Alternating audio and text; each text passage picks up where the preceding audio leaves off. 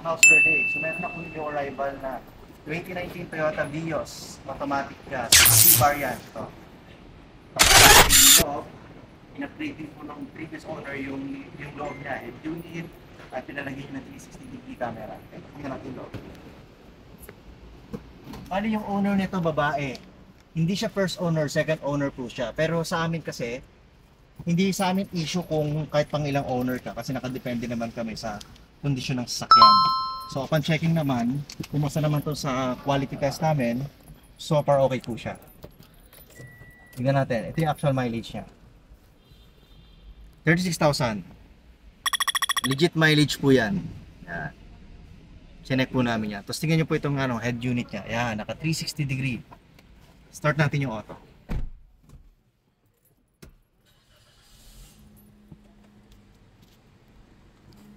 Ang kwento po nitong Vios na to, binili to nung second owner from first owner. Tapos, parang ginamit niya, parang seldom use ko lang yan. Hindi niya masyadong nagamit.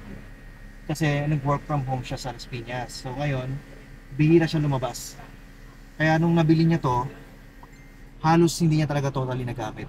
For a 2019 year model, meron lang siyang 36,000 mileage. Hindi 37,000. Napakababa po. Ang average mileage natin per year is 10,000. So most likely, dapat ang mileage po nito is nasa 60,000 na if susundin po natin yung average na talaga paggamit. Pero ito napakababa. So very low mileage po ito. Ito po yung head unit niya sinasabi ko. Upgraded po siya na 360 degrees. So even yung camera niya sa harap, sa harap, meron po siyang camera. Ayan, ito yung harap. Tingnan natin yung reverse. Ayan o, so reverse, ito yung harap. Tingnan natin yung 3D niya. Pagka naka-reverse siya. Ayun. Hindi po ganyan po rin yan, color black po siya. Ayan. Sobrang sariwa, sobrang ganda. Ayan. Okay, so check naman natin yung loob. Pakita ko sa inyo yung loob niya. So naka-Hippo Tech mat na rin siya.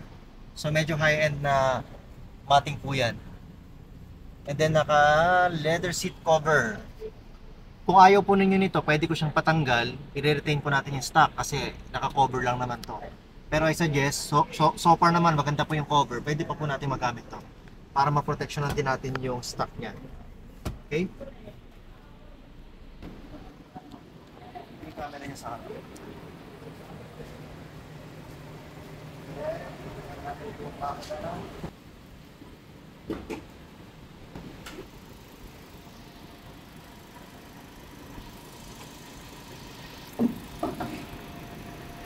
Yan, so ito, new arrival, medyo marumi pa, hindi pa namin nagagalaw to. Pero upon checking, wala po siyang history ng pollution. Okay po lahat, okay yung grill. Okay din yung subframe niya.